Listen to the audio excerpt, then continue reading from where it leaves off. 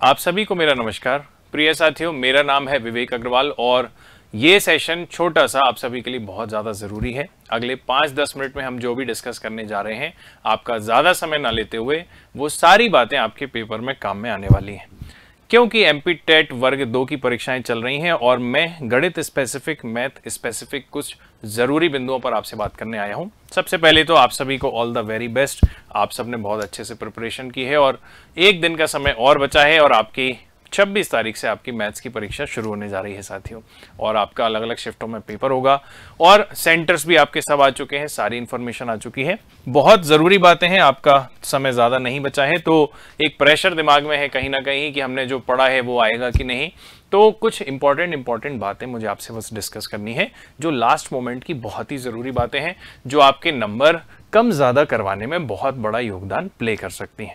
मैं आपसे कुछ भी नया पढ़ने को नहीं कह रहा हूँ। सबसे पहले तो कुछ भी नया पढ़ने की अब कोई ज़रूरत नहीं है। आप विश्वास रखिए, इतने दिनों से आपने जो ईमानदारी से मेहनत की है वो पूरा आपने पढ़ लिया है, आपके दिमाग में भी है। कई लोगों को लग रहा होगा कि सर हम सब कुछ भूल रहे हैं। ये आप मान के चलिए एक अच्छे एस्पिरेंट की निशानी है, क्योंकि एक अच्छे एस्पिरेंट के साथ ही ऐसा होता है। दोस्तों, ये समय है सिर्फ और सिर्फ फॉर्मूले रिवाइज करने का। तो मैं कुछ इंपॉर्टेंट बातें ले रहा हूं ज़्यादा समय ना गवाते हुए, जिससे आपके पेपर में बहुत बड़ा एक गैप भी क्रिएट हो सकता है लास्ट मोमेंट पे, क्योंकि सब कुछ आते हुए भी अगर आप ऐसी गलती करके आओगे तो फिर दिक्कत वाली बात है। तो ध्यान से मेरी बात को 5 मिनट सुनिएगा। पेपर अटेम्प्ट करने की स्मार्ट अप्रोच क्या है, सबसे ज़रूरी बात है जिस पे मैं आपसे चर्चा करूंगा। दूसरा, मैं डिस्कस करूंगा कि उसमें सिली मिस्टेक्स को कम कैसे किया जा सकता है। सवाल बनाते हो आप, लेकिन कई बार गलतियां हो जाती हैं, तो कुछ इंपॉर्टेंट बातें कि ऐसी गलतियां आपसे हो सकती हैं, उनसे बचिए, उस पर डिस्कस करूंगा। क्या साइंस से न्यूमेरिकल आएंगे? साथियों, आपको पता है कि हिंदी में स्कोर ज़्यादा गया, बट साइंस के पेपर में हालत ख़राब हो गई बच्चों की। न्यूमेरिकल्स भी पूछे गए फिजिक्स और केमिस्ट्री से। तो क्या हमारे पेपर में, मैथ्स के पेपर में भी न्यूमेरिकल्स आएंगे क्या?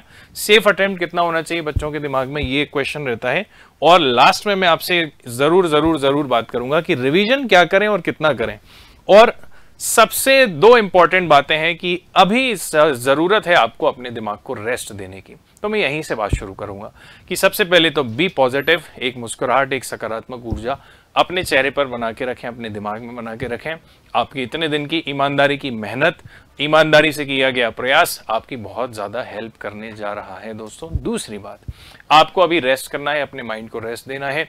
ऐसा नहीं कि मैं ये भी पढ़ लूँ, मैं वो भी पढ़ लूँ, अब वो छूट गया, ये छूट गया, ये सिलेबस, वो सिलेबस, कुछ करने की ज़रूरत नहीं है। साइंस नया था मेरे साथियों, आपके लिए भी नया है, तो हर एक एस्पिरेंट के लिए भी नया है। परेशान मत होइए, वो युद्ध सभी के लिए नया है, तो सबको एक साथ लड़ना है, चिंता नहीं कीजिए। अब समय है, मैं यहीं से रिवर्स जाऊंगा। रिवीजन में आपको कुछ भी परेशान होने की जरूरत नहीं है माय डियर एस्पिरेंट्स। आपको सिर्फ इस समय जो फॉर्मूलेज हैं, आपको नॉर्मल तरीके से नहीं, आपको लिख के फॉर्मूले रिवाइज करने हैं, क्योंकि पेन चलाने की आदत नहीं छोड़नी है। पेपर गणित का है, आपका पेन चलते रहना चाहिए थोड़ा थोड़ा, ठीक है। तो एक तो फॉर्मूला रिवाइज करते रहिए, और उसके आसपास के यदि आपने कुछ शॉर्ट नोट्स बना रखे हैं या कुछ क्वेश्चंस लिख रखे हैं, तो वो कॉन्सेप्चुअल क्वेश्चन, ऐसा नहीं कि सवाल लगाने बैठ जाओ, कंसेप्ट पर आधारित सवाल लगाइए। जैसे लिमिट है, डिफरेंशिएशन है, इंटीग्रेशन है, इनवर्स ट्रिग्नोमेट्री है, कोऑर्डिनेट ज्योमेट्री है, जिस टॉपिक के आपको लगता है कॉन्सेप्चुअल सवाल, बेसिक प्रश्न, बहुत ज्यादा नहीं परेशान होना है। दूसरी बात, अगर आपने फैक्चुअल कुछ डेटा पढ़ रखा है, मैथ्स का हो या साइंस का, तो आपको बहुत परेशान ना होते हुए एक आध दो फैक्ट्स देखते रहिए, थोड़ा थोड़ा मैथ्स के जैसे कुछ स्पेसिफिक फैक्ट्स होते हैं वो देखते रहिए। बिल्कुल बहुत ज़्यादा नहीं कि सुबह से रात तक बिल्कुल आप पढ़ रहे हैं, बिल्कुल रेस्ट लेने का समय है। सिर्फ आप फॉर्मूले कंसेप्ट एक आध बार अभी पढ़ लीजिए, एक आध बार पेपर देने वाली सुबह पढ़ लेना, ठीक है। उससे ज़्यादा पढ़ने की अब ज़रूरत नहीं है, नहीं तो रिकॉल करने में दिक्कत आएगी दोस्तों पेपर में। और क्या सेफ अटेम्प्ट है दोस्तों? साइंस में जो है लगभग 50-60 नंबर का अटेम्प्ट किया है लोगों ने, आप ये मान के चलिए 100 में से। हिंदी में जबकि अटेम्प्ट 80-85 तक गया था। मेरे साथियों, जो अंदाजा है, मुझे ऐसा लगता है कि मैथ्स और साइंस में आपको 55-45 का रेशो मेंटेन होना चाहिए, जहां तक मुझे लगता है। ऊपर नीचे 10% का मार्जिन हो सकता है, बट मैं आपसे कहूंगा कि इस पे अभी हम कुछ भी कमेंट ना करें तो ज़्यादा बेटर होगा कि सेफ स्कोर क्या होगा, ये बात करेंगे हम एनालिसिस करने के बाद। तो अपने दिमाग में किसी भी तरह का कोई माइंड सेट बना के जाने की ज़रूरत नहीं है। बिल्कुल ऐसा नहीं सोचना है कि मुझे तो 90 सेफ स्कोर होगा कि 60 सेफ स्कोर होगा। दोस्तों, जो पेपर आएगा वो सब के लिए एक जैसा आएगा। तो अपने दिमाग में कोई भी पर्सपेक्टिव सेट करके नहीं जाना है, नहीं तो अननेसेसरी प्रेशर क्रिएट होगा। अब जरूरी बात समझिए, सेफ अटेम्प्ट आप मेरी बात समझ गए, तो इस क्वेश्चन को अपने दिमाग से डिलीट करिए, फिलहाल बिल्कुल परेशान नहीं होना है। अगली बात, सर क्या साइंस से न्यूमेरिकल आएंगे क्या? तो दोस्तों देखिए, साइंस के पेपर में फिजिक्स से न्यूमेरिकल देखे गए हैं, जैसा कि एस्पिरेंट्स ने बताया है। अब मेरे भाई, अगर मान लीजिए आपके साइंस से न्यूमेरिकल आते हैं, वैसे तो यहाँ मैथ्स का बहुत अच्छा खासा स्कोप है पूछने का, बट साइंस से अगर मान लीजिए थोड़े बहुत न्यूमेरिकल आए, तो अब ऐसा मत करना कि आप न्यूमेरिकल के पीछे भागने लग जाओ। आपने बहुत अच्छे से पढ़ा है, साइंस में भी जहां से न्यूमेरिकल आते हैं अगर आप देखना चाहते हैं तो सिर्फ फॉर्मूले देखिए।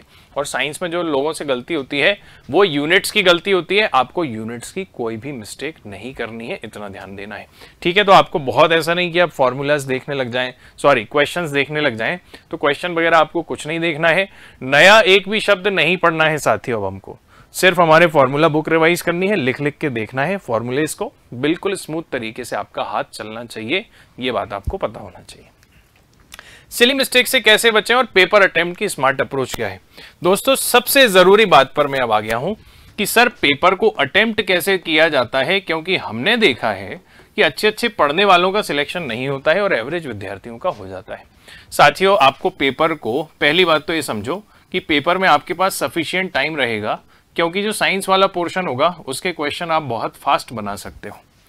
पेपर में दोस्तों 3 कैटेगरी के सवाल आते हैं। जनरली ऐसा होता है कि 40 to 50 या 60 या मैं कहूं कि 30 to 55% क्वेश्चन मेरे साथियों आते हैं इजी पेपर में। ना तो पेपर में आज तक कोई पूरे में से पूरे नंबर लाया है, कोई विरक्त एक आध आदमी होगा वो अलग बात है, ना किसी के 0 नंबर आए हैं अगर थोड़ा भी सिंसियर है तो। पेपर में 3 लेयर के सवाल होते हैं, एक होते हैं ईजी, एक होते हैं मेरे भाई मॉडरेट और एक होते हैं हार्ड। तो आपको ये परसेंटेज थोड़ा वेरी करता है, ये 50% में ऊपर नीचे होते रहते हैं, बट जनरली 30 to 55%, 60% तक पेपर में इजी सवाल आते हैं। तो मेरे साथियों यही बात आपको समझनी है। लोग क्या करते हैं, लोगों को सारे क्वेश्चन लाइन से बनाने हैं कि पहला बन जाए, फिर दूसरा भी बन जाए, फिर तीसरा भी बन जाए, फिर चौथा भी। आप ऐसा नहीं करेंगे। आपको क्या करना है, मैं अपने पर्सनल एक्सपीरियंस से आपको ये बात बता रहा हूं, इतने साल हो गए पढ़ाते पढ़ाते, प्लस मैंने खुद एग्जाम्स निकाले हैं दोस्तों। मैं सिर्फ एक टेक्निक का यूज करता आया हूं और मेरे एस्पिरेंट्स भी इस टेक्निक का यूज करते हैं और उनको लाभ हुआ है। आपको पेपर को कितनी रीडिंग में सॉल्व करना है? 3 रीडिंग में। सर ये 3 रीडिंग का क्या मतलब है? मेरे भाई पहली रीडिंग में, फर्स्ट रीडिंग में आपको सिर्फ जो क्वेश्चन देखते से ही लग रहा है कि मैं गारंटी से इस सवाल को बना सकता हूं, मुझे पक्का पता है, तो ही मैं उस ऑप्शन पे टिक करूंगा। और मेरे भाई एक सबसे बड़ा मूल मंत्र आपको देने जा रहा हूं, वो है 2 सेकंड का पॉज। माय डियर एस्पिरेंट्स, आपको आंसर टिक करने से पहले ऑलवेज 2 सेकंड का पॉज लेना है, क्योंकि आपका दिमाग कई बार गलत अर्थ निकाल लेता है सवाल का, कई बार कुछ और सोच लेता है आपका माइंड। तो आपको लास्ट की लाइन हमेशा पढ़ के दोबारा से ही आंसर देना है कि क्या आंसर वही लगा रहा हूं मैं जो सवाल ने पूछा है या कुछ मिस्टेक हो रही है। तो जल्दबाजी में एक्साइटेड होके सरल क्वेश्चन में गलती नहीं करोगे, क्योंकि बच्चे सिर्फ सिली मिस्टेक के वजह से बाहर होते हैं, कठिन सवालों के वजह से आज तक कोई बाहर नहीं हुआ है। कठिन सवाल तो अच्छे अच्छों से नहीं बनता है, आता हुआ जिसने गलत किया है हमेशा उसका सिलेक्शन नहीं हुआ। तो उसके लिए आपको क्या करना है, 2 सेकंड का पॉज लेना है, देन आपको आंसर मार्क करना है। Point number 1। Point number 2, first reading में आपको सिर्फ वही क्वेश्चन बनाना है जो देखते से बनेगा। सबसे बड़ी कला है क्वेश्चन को स्किप करना। मेरे साथियों आपको सवाल से लड़ना नहीं है, सवाल बड़ा आदमी है, हम छोटे आदमी है, क्वेश्चन को स्किप कीजिए देखते से ही। अगर आपको ऐसा लगता है कि ये सवाल मुझे नहीं बन रहा, आपको ऐसा लगता है कि 2 ऑप्शन में कंफ्यूजन है, 3 तरह के सवाल होंगे, या तो देखते से बन जाएंगे या आपको 2 ऑप्शन में कंफ्यूजन होगा। मैथ में ऐसा हो सकता है कि कठिन सवाल हो, बना तो लूंगा पर टाइम ज्यादा लगेगा, उसको भी आप पहली बार में नहीं बनाओगे, उसको आप स्किप करोगे। आप अप्लाई करके देखना, आपको मजा आ जाएगा पेपर में, टाइम आपको कम पड़ ही नहीं सकता। तो फर्स्ट रीडिंग में आप पूरे क्वेश्चन को रीड करते करते सिर्फ उन क्वेश्चन को निकालिए जो देखते से बन रहे हैं। जो लग रहा है कि मैं बना तो लूंगा बट टाइम ज्यादा लगेगा, उसको आप करिए दोस्तों। मार्क 4 रिव्यू का ऑप्शन आता है उसमें, और जो बिल्कुल हवा नहीं लग रही है जिस क्वेश्चन में, उसको क्या करिए, स्किप करिए। तो मार्क 4 रिव्यू का कलर अलग आता है, स्किप का कलर अलग आता है क्वेश्चन में। जैसे इसका कलर शायद रेड आता है, इसका कलर पर्पल आता है या कुछ ऐसा आता है। तो आप बोलेंगे सर इससे हमारा पेपर 3 कलर में डिवाइड हो जाएगा, ग्रीन वाले जो मैंने बना लिए। अब मैं जब दूसरी रीडिंग सॉल्व करूंगा, अब क्या होगा, आपने इस रीडिंग में मान लो 50-55 क्वेश्चन निकाल लिए मेरे साथियों, 50 से 55 क्वेश्चन निकाल लिए 100 में से, तो आपका थोड़ा कॉन्फिडेंस बूस्ट हो जाएगा, आपकी थोड़ी हिम्मत बढ़ जाएगी कि मैंने इतना तो बना लिया। टाइम अभी मेरे पास है, टाइम आपको वैसे ही कम नहीं पड़ेगा क्योंकि साइंस का पेपर है तो जल्दी जल्दी क्वेश्चन बन जाएंगे। मैथ्स के पेपर के लिए आपको आराम से टाइम बचेगा, मैथ्स के क्वेश्चंस के लिए। तो अगर आप लड़ोगे नहीं, आप पूरे क्वेश्चन से गो थ्रू कर जाओगे एक बार, तो कॉन्फिडेंस बढ़ गया, हिम्मत आ गई। 50-55 क्वेश्चन के बाद टाइम बचा है। अब उस बचे हुए टाइम में आपको स्किप वाले सवाल नहीं बनाने, मार्क फॉर रिव्यू वाले बनाने। मार्क फॉर रिव्यू मतलब जिसमें टाइम ज्यादा लग सकता था बट मुझे वो आता है, फिर आप उसको अटेम्प्ट कीजिए सेकंड राउंड में। और फिर भी टाइम बच जाए तो जो बिल्कुल ही नहीं आ रहा समझ में, उसमें दिमाग लगाइए। तो मेरे साथियों, आपके परसेंटेज ऑफ क्वेश्चंस अटेम्प्ट्स जो है वो बढ़ जाएंगे, आपके नंबर ऑफ क्वेश्चन ज्यादा अटेम्प्ट होंगे, आपकी एक्यूरेसी ज्यादा होगी। आप पॉज ले लेके 2 सेकंड का पॉज जरूर देना आंसर टिक करने से पहले, तो आपकी एक्यूरेसी बहुत ज्यादा अच्छी आएगी। 95% तक चली जाती है लोगों की एक्यूरेसी, अगर आप ऐसे चलोगे तो उससे भी ऊपर जाती है। तो आपको ये 3-4 बातों का ध्यान रखना है। तीसरी बात मेरे साथियों, पूरे सवाल सॉल्व नहीं करने हैं, पूरे क्वेश्चन सॉल्व नहीं करने से मेरा क्या मतलब है।